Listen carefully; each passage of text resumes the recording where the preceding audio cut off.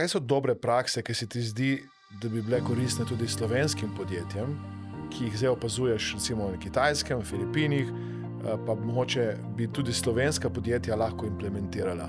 Na svet oziroma upati si moraš, spremeniti je treba mišljenje, da je Slovenija, da slovenski trg oziroma nemški trg je enostavno včasih premajhen in se je treba odpreti.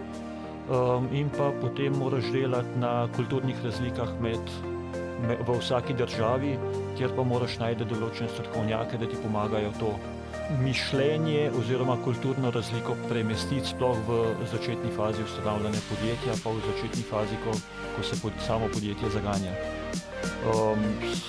Na svet, ja, podjetja, ki se želijo širiti, je edina možnost, da grejo v tujino, pa ne mislim tujino samo bližnja Evropa, Srbija, Hrvaška, ampak tudi nekam ven iz Evrope.